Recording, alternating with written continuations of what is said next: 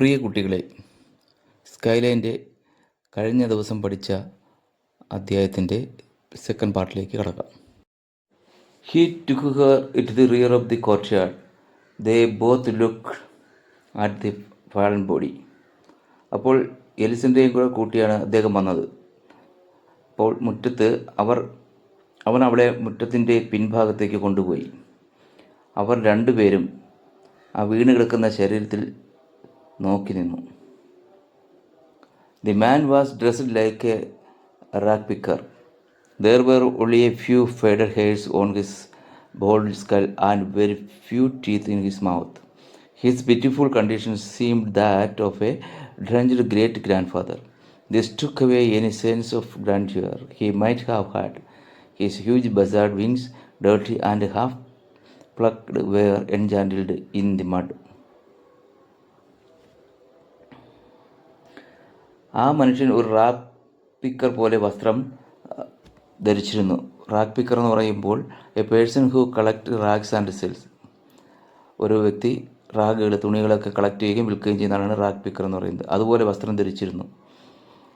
എന്നിട്ട് അവൻ്റെ കഷണ്ടി തലയോട്ടിൽ കുറച്ച് മങ്ങിയ രോമങ്ങളും വായിൽ വളരെ കുറച്ച് പല്ലുകളും മാത്രമേ ഉണ്ടായിരുന്നുള്ളൂ. അവൻ്റെ ദയനീയമായ അവസ്ഥ നനഞ്ഞ ഒരു വല്യപ്പൻ്റേതായി തോന്നി. ഇത് നേരത്തെ ഉണ്ടായിരുന്ന ഒരു അപ്പിയറൻസിനെ തന്നെ ആകെ മാറ്റിമറിച്ചിരുന്നു. അദ്ദേഹത്തിൻ്റെ വൃത്തികെട്ടതും പാതി പറിച്ചതുമായ അവൻ്റെ കൂറ്റൻ ബസാർഡ് ചിറകുകൾ ചെളിയിൽ കുടുങ്ങിക്കിടക്കുകയായിരുന്നു.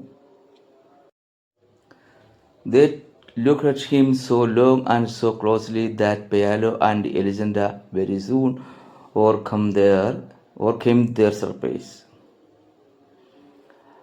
അങ്ങനെ എലിസൻ്റെയും പേയാലോയും വളരെ ക്ലോസ് ആയിട്ട് തന്നെ അവനെ നോക്കി നിന്നു. അത് കഴിഞ്ഞ് കുറച്ച് അവരുടെ സർപ്രൈസൊക്കെ അങ്ങ് മാറി. അവരുടെ ആശ്ചര്യത്തെയൊക്കെ അവർ അതിജീവിക്കുകയുണ്ടായി.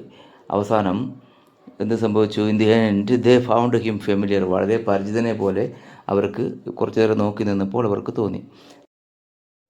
Then they dared speak to him. He answered in an incomprehensible dialect with a strong voice.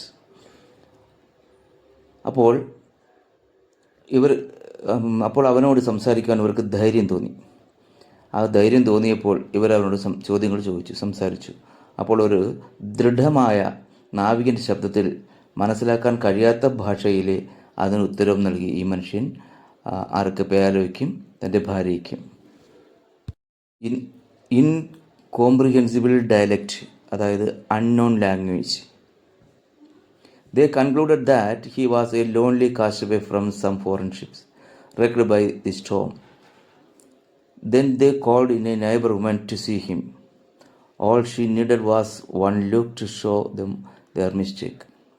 "He is an angel," she told them. "He must have been coming for the child, but the poor fellow is so old that the rain knocked him down."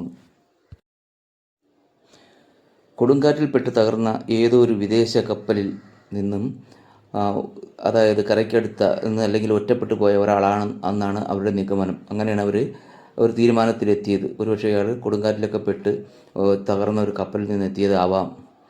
അപ്പോൾ അവർ അവനെ കാണാൻ അയൽക്കാരിയായ ഒരു സ്ത്രീയെ വിളിച്ചു.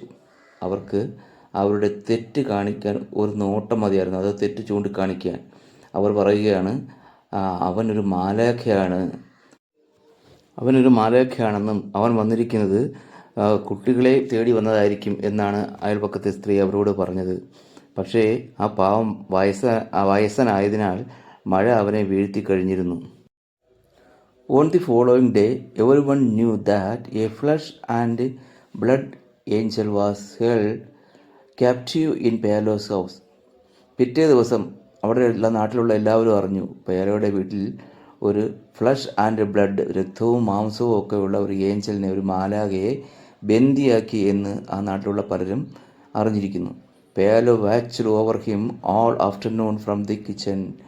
ഉച്ചയ്ക്ക് ശേഷം കിച്ചണിൽ നിന്ന് പേയാലോ ഈ മനുഷ്യനെ നല്ലതുപോലെ ശ്രദ്ധാപൂർവം വീക്ഷിക്കുകയായിരുന്നു. Armed with his bailiff's club. Bailiff's എന്ന് പറഞ്ഞാൽ എന്താണ്? ഒരു ഓഫീസറാണ്. വൈലിറ്റ്സ് എന്ന് പറഞ്ഞാൽ ഒരു ഓഫീസറാണ്. റെസ്പോൺസിബിൾ അല്ലെങ്കിൽ who keeps orders and in charge of prisoners. He carries A club, that means A stick. ഒരു സ്റ്റിക്ക്, അതാണ് ക്ലബ് എന്നിവിടെ ഉദ്ദേശിക്കുന്നത്. അദ്ദേഹം ഒരു ഓഫീസിലെ അല്ലെങ്കിൽ കോർട്ടിലെ ഒരു ശിപ്പായിയോ മെസ്സഞ്ചറോ ഒക്കെയാണ്. അപ്പം അദ്ദേഹം അങ്ങനെ അതുപോലെ നിന്നിട്ട് തൻ്റെ അടുക്കളയിൽ ഇരുന്ന് ഉച്ചയ്ക്ക് ശേഷം ഈ മനുഷ്യനെ ഈ വന്ന മനുഷ്യനെ വീക്ഷിക്കുകയായിരുന്നു. ബിഫോർ ഗോയിങ് ടു ബെഡ്, താൻ ഉറങ്ങാൻ പോകുന്നതിന് മുമ്പ്, he dragged him out of the mud, തൻ മഡിൽ നിന്ന്, ആ തുളിയിൽ നിന്ന് അദ്ദേഹത്തെ വലിച്ചെടുത്തു. And locked him up with hens in the chicken coop. അപ്പോൾ ഈ ചെളിയിൽ നിന്ന് അദ്ദേഹത്തെ വലിച്ചെടുത്തിട്ട് കോഴിക്കുഞ്ഞുങ്ങളെ വളർത്തുന്ന ആ കൂട്ടിലേക്ക്, അല്ലെങ്കിൽ കോഴിക്കൂട്ടിലേക്ക് അദ്ദേഹത്തെ ഇട്ടു അടയ്ക്കുകയുണ്ടായി, ലോക്ക് ചെയ്യുകയുണ്ടായി. A short time afterward, the child woke up without a fever and with a desire to eat.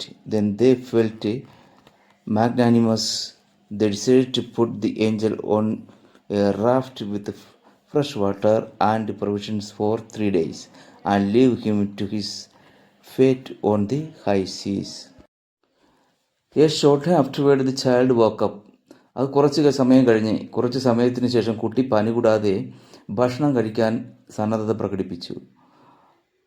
അപ്പോൾ ദെൻ ദേ ഫെൽറ്റ് മാഗ്നാനിമസ്, അതിനുശേഷം അവർക്ക് മഹാമനസ്കത തോന്നി.